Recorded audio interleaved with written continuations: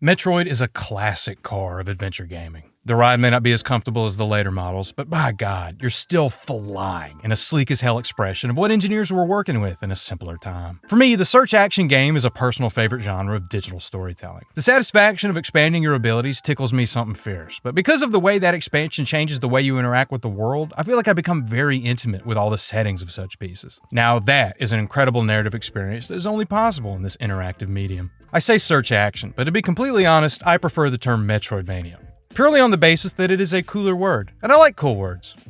Weltschmerz. Yeah, for the absolutely uninitiated, games like Hollow Knight, Blasphemous, and a host of other modern classics are called Metroidvanias because of the design standards set by games like Super Metroid and Castlevania Symphony of the Night. Yet, for all my love of the genre, I've only ever experienced the Vania part of that moniker. That changes today, but we're not starting with Super. This series has its roots on the NES, and that's where we're going to start. Like a lot of NES games, the story behind building Metroid is pretty interesting, at least creatively. The main figure I want to highlight is a fella named Yoshio Sakamoto. He becomes more central to later pieces, but the guy was there from the very start, and has since become a mouthpiece for a lot of that history. Sakamoto tells tale of a prototype from a young designer featuring a powerful and acrobatic character running, jumping, and shooting. From there, it was to be expanded upon by a couple of guys at Nintendo R&D1, with some help from Intelligent Systems. Sakamoto recalls dangerously shaking up the design after a release date had already been set, deciding to make a huge adventure on the limited hardware. That forced this group of designers to get insanely creative in realizing this. They were stuck with the engine, and all they could do was alter the structure. So gone is any level-to-level progression, and instead is an immense dungeon where forward movement is felt through the way your character grows in utility. It's a really cool and unique way to instill that sense of rising narrative action in the gameplay.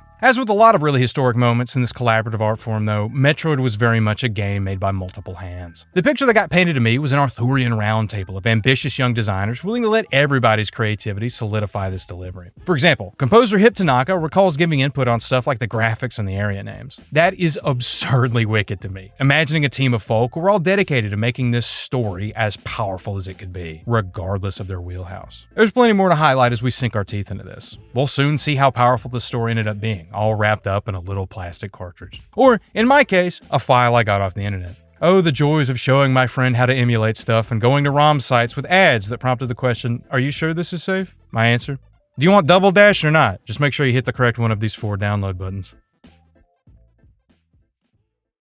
From its inception, Metroid was meant to take place in an eerie and lonely sci-fi landscape. You get that as early as the title screen, as the logo flashes above sparkling stars scintillating in cosmic colors. Beneath that is a creeping chiptune of something foreign and not inherently friendly, before the song introduces an underplayed but heroic melody to this John Carpenter sound and score. Guys, I'm hooked. I don't even know what a fucking Metroid is. The only setup you're going to get in the game itself is this little blurb of text from the LEGO Space Police. I presume that's who you're working for. Who remembers the main antagonist of that series, Squid Hitler? You get a little more flavor text in the manual. Basically, there exists a Star Trek-esque collection of alien cultures that govern a peaceful future under the Galactic Federation. Unfortunately, in the swarm of ships ferrying stuff like space morphine between worlds, some saw opportunity for profit. Notorious space pirates started popping up across the stars, an organized gang of raiders who had no problem selling the space morphine back to their benefactors, the Space Central Intelligence Agency. They would then funnel it into poor space communities for the purposes of... You know, this is becoming too niche a joke. While exploring the stars, the Federation comes upon planet SR-388, a rotating tomb of some decimated civilization. The Feds recover only one life form and immediately put it into suspended animation. They dub it Metroid, and believe it to be tied to the annihilation of life across SR-388. The only thing they know for sure is that exposure to beta rays will cause the creature to multiply, and nobody really wants to get eaten alive anytime soon. Except for the space pirates, who attack the research ship carrying the Metroid and steal it for themselves. This then becomes a matter of national space importance, as the pirates now hold a self-replicating nuclear weapon to make galactic conquest a breeze. After some investigation, the Federation discovers the pirates are headquartered in the abandoned fortress world of Zebes, but their defenses are too strong for the Federation police, forcing a last-ditch plan towards saving the galaxy. That's where we come in. We play as Samus Aran, the mightiest of all the bounty hunters the Feds rely on to maintain peace on a cosmic scale. Or perhaps the LEGO Space Police are just as incompetent as regular police, but they have the excuse of not having fingers. Samus gets contracted to infiltrate Zebes and destroy the mechanical life vein of the pirates' operation, the mysterious Mother Brain. And that takes us back to the game itself, where Samus has managed to make it into the planet's inner halls. Can we run and gun our way past the pirates' most dangerous defenses, destroying the Metroid and ensuring a peace only possible in fiction? Space terrorists be damned. I'll stop adding space to regular words when it stops making me laugh. Alright, before we really sink our teeth into the gameplay, there are a couple caveats to my playthrough I'm throwing in for the sake of my mental health. What's left is precious. You see, Metroid is an early adventure game where exploring the world is a big part of the experience. However, whether due to hardware limitations or outdated creative choices, there are a lot of conveniences missing to make that exploration tolerable at a baseline. Not even necessarily modern inventions either. For example, without an auto map, this is unfucking playable. I'm being harsh there. I could see how, if you were a kid in the 80s, having to make your own map in a game about mastering the world might enrich your experience like tenfold. For an adult in the 21st century with decidedly other things to do, it comes off as an upsetting exclusion, especially given some other compromises the team made for the hardware. But we will get there. We're going into this as vanilla as possible, with the exception of that map I'm bringing along and an occasional tearful cry to Papa GameFAQs. With all that out of the way, let's finally see what the boys over at R&D1 were able to cook up for us. The planet Zebes is cold and unforgiving, with territorial lifeforms crawling along the rocks and hurling themselves at you from perches in the sediment ceiling. We start off without a lot of offensive capabilities, our cannon fire barely more than a pea shooter against these aggressive alien fauna. But we're Samus Aran, the bravest and most powerful hero the galaxy has ever seen. So we press onward until our progression is blocked by an impenetrable wall. But here's where Metroid shows you what kind of adventure this is going to be. In a rare side-scrolling twist, we head left, back to the start and, eventually, to our first upgrade, the Maru Mari, or its non-scientific name, the Morph Ball. Hit down on the D-pad to roll into this form and effortlessly glide through tight caves. What was once a roadblock is now a new way to move through these hallways. A long climb through the opening corridors of this complex, called Brinstar, leads us to a place undeveloped by the former people of Zebes, and Samus hops through a cavern of boiling rock above a stagnant pool of flaming subterranean lava. Now, these rooms were actually pretty fun to blaze through. I'm not a fan of using the 22 Magnum taped to my arm, but Samus controls wonderfully for an NES protagonist, and I was enjoying myself even in the early game, hopping above these pits of lethal liquid and weaving between the enemies flying towards me. In fact, I want to highlight that control a bit. I guess Zebes is rocking a lower gravity, or maybe we got incredible quads, but either way, Samus was given a very floaty quote-unquote moon jump. But you're still given a degree of movement during that elongated ascent and descent, so it feels very rewarding to successfully outmaneuver the screaming space birds in these tight spaces. This actually lent to a way more enjoyable experience than I was expecting to get, especially right at the start. The intent is to expand past this, but just at a foundational level, it's rock-solid movement fun. And the combat ain't half bad this early either, since enemies reward you with some much needed health at a pretty generous rate. I wish the most capable hero in the universe was packing rounds that traveled a little further than I can throw a barbell, but within that limitation, it still makes me smile when the stuff I shoot goes up in energy pickups. And I get that I'm a very simple and unintelligent individual, but that still has to count for something. Exploring around a bit will net you more upgrades, this time to your stats and your offense. An energy tank here will grant Samus an extra 99 units of health, and this missile capsule gives your arm cannon an extra spicy alternate fire. With those missiles, I was able to return to a door I found earlier in this spooky hallway, which forced a decent amount of scouring on my part before I could find my explosive keys. Once I did though, I was able to blast open my way to the next major power-up. The statue here bequeaths to us the long beam, and with it, my bullets actually travel all the way across the screen. Thank God. Another red door hides the bomb ability, letting us squirt out little explosives while we're spinning around in the morph ball. This is another major upgrade, and one the devs crank a lot of utility out of. Something the hardware got them very good at doing. The bombs will destroy weak floors and open up new passageways across Zebes, basically cracking this map open into a secret-filled extravaganza, since any particular set of tiles could be susceptible to a good carpet bombing. That makes for its own set of problems later, but for right now, Samus' utility and the way we can interact with the world are already expanding past that foundational sandbox I've been having fun running circles in. But now I can lay roadside bombs at the feet of the other children. I believe I have explored as much of Brinstar as I am currently able. Or, to be more accurate, my tolerance for aimless wandering reached its limits. With that, Samus makes way for this elevator tucked in the corner over here. We can now descend deeper into the depths of this ancient fortress world, uncovering new powers, and with them, greater dangers waiting in the hollow veins of Zebes' twisted arterial design. That elevator takes us down to Norfair, a Paporian system of tunnels where viscous liquid oozes between the cracks and the bubbling rock lining the walls. The enemies here are angrier and more aggressive, an evolutionary byproduct of their survival in such blazingly unfriendly conditions. You're gonna get real comfortable using your missiles through some of these stone passageways. It's actually a lack of missiles that directed some of my movement through here. So even at the genre's inception, Metroidvanias were using combat challenges to funnel you towards upgrading your person. That makes me look like even more of a dumbass for hardly picking up on those moments and miserably brute forcing through them. I read the room here though, and eventually was able to blast my way to the high jump, another expansion to our movement kit. It actually makes that original combat loop a little less fun because of how wide you now swing and higher points in your jump arc. But it remains neat as hell to have that expansion and movement once again deepen your relationship with the game world. The space isn't changing, but I am. And that feeling of growth is reflected in the fact I can hop up to this ledge now. One element of the original Metroid's map design that isn't particularly enriching is the game's love of destructible walls and flooring. The flip side to the cool mystery behind every tile potentially being a secret is the unfortunate reality that most of them aren't. You're only going to know if there's a path forward by laying trails of bombs in every conceivable corner. Like I said, the breakable tiles are visually indistinguishable from the rest of the map. I don't think the devs do a good enough job of directing you to them through any other design cues. So the bottom line is, bring a guide. Some of these I would have put my head through the TV trying to find. And that bitch would have been a CRT. So imagine the force of rage required to bust through 3 inches of glass with nothing but your noggin.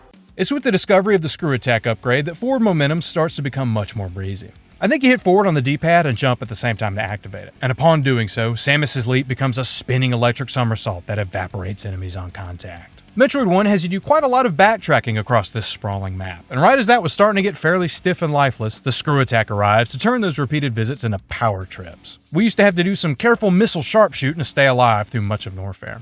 Now though, Samus is a walking hazard, and all that stands in our way very quickly get atomized as we blaze our way through these fortified ruins. So far, the lava seahorses are my favorite enemy. They haven't done anything to me but relentlessly stare. Except this one betrayed me by being in fake lava.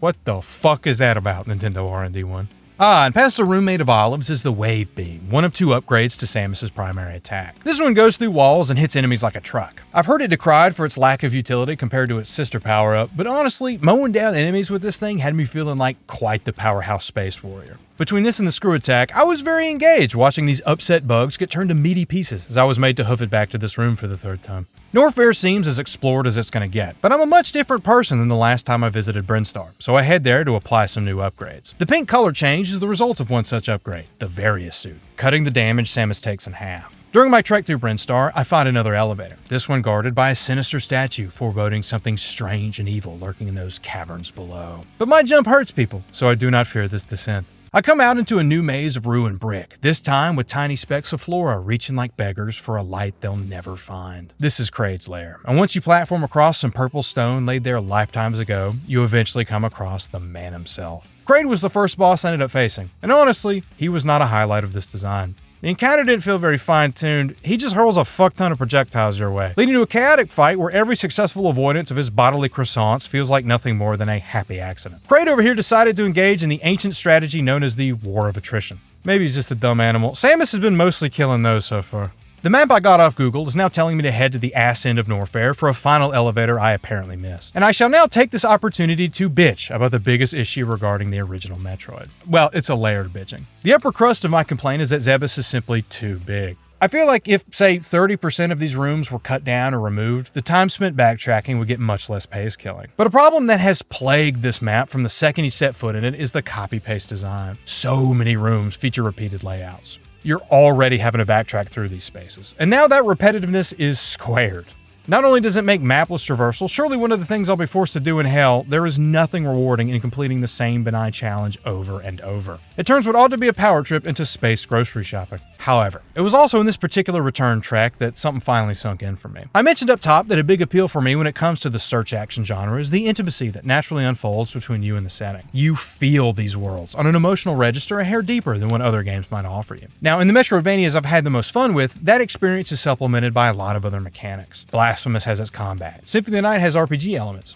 Stuff like that. But here, because the gameplay has to be so simplified, that relationship between you and Planet Zebes is the meat of the experience. Obviously, Samus's movement upgrades are a huge mechanical incentive to keep going, but even those are only special because of how they change your understanding of the world around you. Your reward for exploration in Metroid is often something like a missile expansion, a number going up. You still made to go across this space a fuck ton in between those and the major upgrades, meaning that I felt I really got to know Brinstar, Norfair, and all the other hubs in this NES adventure. In light of Metroid's biggest design flaws, that lasting narrative impression is what I think the piece nails above all else. But there still remains a couple new areas to conquer before our mission is complete. That final elevator is guarded by an even gnarlier set of statues than before, in the sense that now there are 2 of them. I don't feel twice as powerful or nothing, but I came strapped with save states, so the law of probability is on my side as I enter Ridley's lair. Down here is the iconic purple space pterodactyl himself, Ridley. He actually gets his name from Ridley Scott, the director of the 1979 film Alien, which ended up being a huge inspiration behind the look of the game as a whole. That's the most interesting thing about Ridley this go around, since I have more than enough energy reserves to swim in the lava beneath him and light his ass up with the wave beam. I did feel a little bad towards the end and opted for a more honorable missile duel, but that too did not last very long. Hasta la vista, Ridley. Your input on this space pirate organization remains a mystery. I may have killed their accountant. Making it out of Ridley's lair, I'm now left to finish exploring these long vertical shafts throughout Brinstar. These actually work as okay shortcuts across the map if you're not going to alter the world itself, and it's on my way to an earlier one that I run into the ice beam again. This alteration makes it so enemies get frozen in place before you lay on the lethality. Another clever method of saving space, for now those enemies can double as platforms once they get frozen. Of course, this also functions as another cool way to gate progression, since certain climbs can't be made without the ice beam. Defeating Kraid and Ridley causes this platform to appear, allowing Samus to roll on over to this actual last elevator.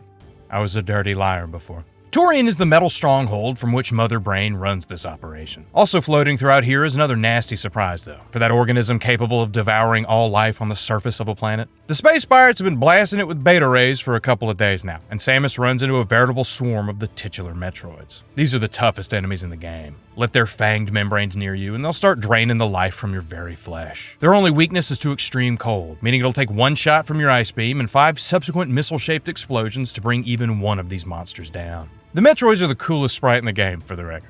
Just one of these things was said to be death incarnate, and now these rooms have got more than a few of them hungrily floating around the place. They're also extremely generous with the pickups they drop, though, so they become less intimidating and end up just being weird-looking ATMs. I found the best tactic for dealing with more than one at a time is the classic technique known as spraying and praying, freezing them before they can even get close to you. Not really a gameplay threat at this point, but again, that's a sick drawing. Fighting your way past a few Metroids will get Samus to where Mother Brain is hiding. But the old gal isn't going down easy, and the crawl towards her is an absolute mess of overstimulation. Firstly, she set up these tubes of meat that will regrow if you're not pumping them full of missiles, which would be easy enough to do if she didn't also throw up an automated turret every couple of feet. But the real threat to continued galactic peace is not Mother Brain or even the Metroids themselves. It's these fucking floating rings, with hitboxes bigger than a Tesla, and about as many of them to boot. While that's still much less than the other car manufacturers produce, it's still too goddamn many. The room is meant to progress and challenge, eventually throwing in a pit of lava you will undoubtedly get knocked into. This whole experience just feels like the chaos of the other 2 boss fights stretched into an even longer screen. Mother Brain herself just sits there and takes it, which I honestly find to be so funny that I'm not bringing it up as a criticism. It's just like, what good is thinking gonna do you now that I brought a gun to your house, you stupid bitch? Mother Brain goes up in a magnificent explosion, her fleshy form disintegrating piecemeal under the force of Samus's firepower. But it seems like Mother Brain had a fail-safe set up to further fuck with whoever killed her, because her dead man switch goes off and a timer begins ticking down to Torian's fiery final moments. We don't intend to stick around for that part. In order to escape, however, we've got to traverse this last movement challenge.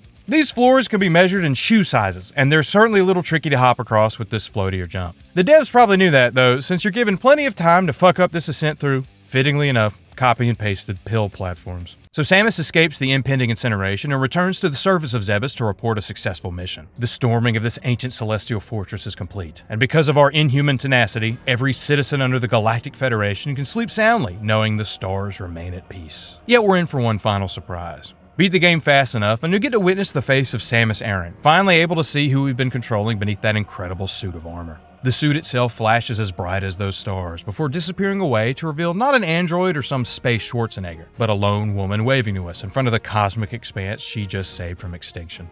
Yeah, if you're a Metroid fan, you may have picked up on the lack of gendered language when I was referring to Samus up until this point. This reveal is common knowledge now, but I wanted to preserve the original twist on the very slim chance somebody genuinely didn't see it coming. Plus, it gives me a place to actually gush about Samus as a character, something I've been holding off on in case you thought she had a Y chromosome. Sakamoto has said in interviews that the decision to make Samus a woman was just casually thrown out near the end of Metroid's development. It was so casual, in fact, Sakamoto can't even recall who it was that made the suggestion. Well, what the team thought then would be a neat and novel idea ended up being transformative for the video game medium. Let me put it to you this way. It wasn't just a matter of having a female hero in a space dominated by male protagonists. Video games were considered glorified toys at that point, and what are toys if not vehicles for kids telling their own stories? What would you do, as a lad, if you found out the masked G.I. Joe you've gotten so attached to was actually written to be a woman? Moreover, you weren't just attached to them as a figure. No, you've expressed parts of yourself through this little plastic facsimile. That's a very meaningful connection to have, and knowing who that toy was meant to be is going to change certain aspects of that relationship. My point to all that is, I'm imagining some little boy thinking Samus is the raddest motherfucker on the planet, and at the end of their new favorite adventure, they find out they weren't playing as this masculine ideal they unconsciously thought they were. If the feelings he got while playing are powerful enough, maybe they supersede any gendered bias. Maybe he realizes if he could have been playing as a woman the whole time and not realized it, and moreover, it felt just as cool as if she were a guy, then maybe divisions like gender and what we expect from those divisions are bullshit. Maybe Samus's reveal gives that kid an opportunity for more profound connections in their life, because a story taught them not just that a woman can do a man's job, but that anyone can do pretty much anything, and it's not their fault the adult world told them what they ought to do. Or maybe the kid starts talking about how much he hates Gorbachev or some shit, I don't know. I hesitate to be hopeful, since, historically speaking, hopeful people are wrong. In theory and in practice, Samus being a woman is just a really cool fucking idea. And that delivery is only so powerful because of the twist in this interactive medium. She's also really cool, and I like cool lady characters. Anyone looking to analyze that would have to unpack my relationship with my mother. And how ready are you feeling to approach that topic, cowboy? She's the reason I talk like this.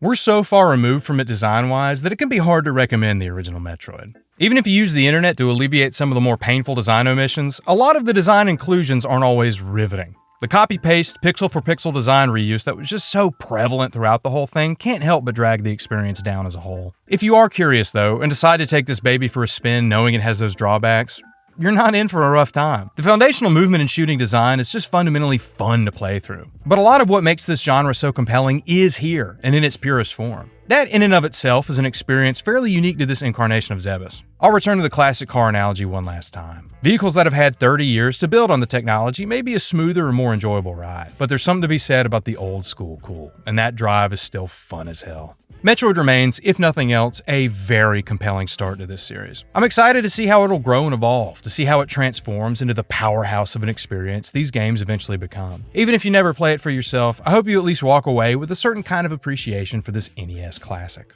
Again though, hope is actually cancerous for the soul, so that was more of a turn of phrase. My only actual hope is just that these videos freak out normal people. And given every honest remark I make to my psychiatrist is followed by new prescriptions, this I actually think I can accomplish. Let me know in the comments below if I've succeeded.